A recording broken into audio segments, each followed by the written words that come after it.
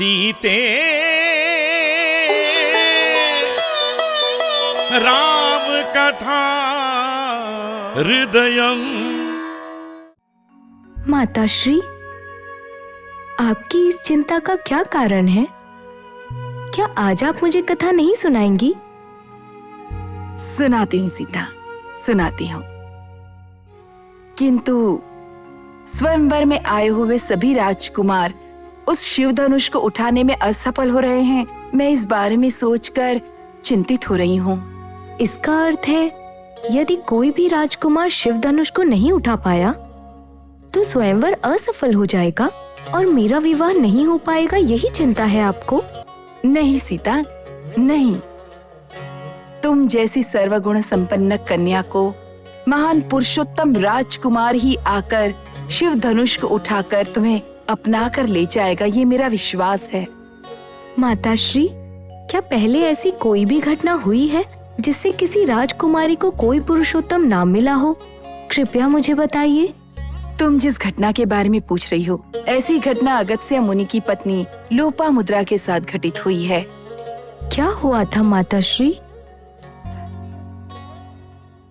लोपामुद्रा विदर्भ राजा की पुत्री थी। जब कोई भी राजकुमार उससे विवाह करने के लिए आगे नहीं आया, तब विदर्भ राजा बड़े चिंतित हुए। ऐसे कठिन समय में महान तपस्वी अगस्त्य मुनि स्वयं आकर लोपामुद्रा से विवाह करने की अपनी इच्छा राजा को बता रहे थे। लेकिन विदर्भ राजा को अपनी पुत्री को एक मुनि के हाथ सौंप देने में थोड़ी सी हिचकिचाहट हुई। किंतु लोपामुद्रा अपने से विवाह करने वाला एक राजकुमार ही हो, इस भावना को पूरी तरह त्याग कर इस महान तपस्वी अगस्त्य जी से विवाह करके उनकी पत्नी बनकर अपने जीवन को पावन कर लिया। महामुनि अगस्त्य जी से विवाह करके उनकी अर्धांगिनी बनकर, महान पतिव्रता बनकर अपने जीवन को पूरी तरह सफल बना लिया। माताश्री, जब आप ऐसी कथाओं को जानती हैं, तो इस विषय में इतनी चिंता क्यों कर रही हैं माताश्री? सही कहा सीता, तुम्हारे विवाह की चिंता करने की आवश्यकता नहीं है। तुम्हारा स्वयंवर किसी महापुरुष के साथ होगा, न भूत हो न भविष्य, ऐसा कहते हैं, वैसा ही होगा। मारीच, कहाँ चला गया मारीच? मैंने उसे यहीं पर देखा था। मारीच, मारीच! ए मूर्ख सुबाहु, मैं यहीं खड़ा हूँ।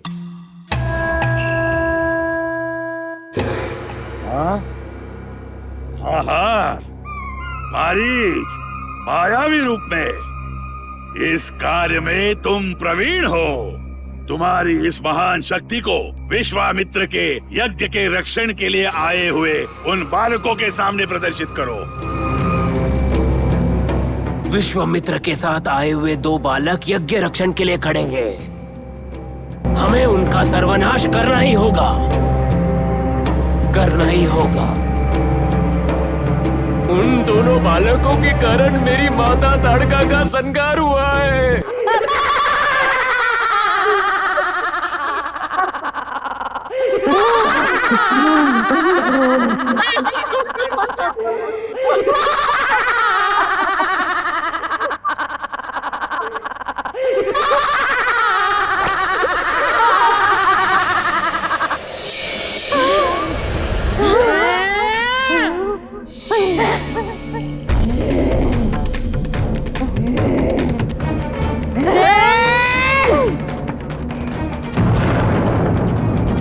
ये एक स्त्री है, इसलिए इस पर दया ना दिखाकर ये समाज कंटक है और महादुष्ट है समझकर इसका संहार कर दो।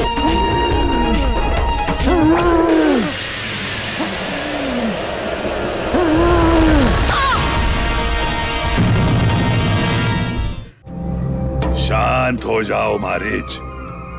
स्वामी का कार्य साकार कार्य है। उस यज्ञ का नाश करने के साथ ही उन बालकों का भी संहार कर देते हैं। इससे पहले इस विचार को हमारे प्रभु लंकेश्वर को बताएंगे। ऐसा ही करेंगे।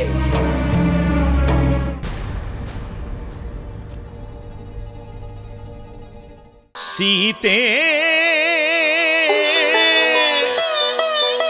राम कथा हृदयं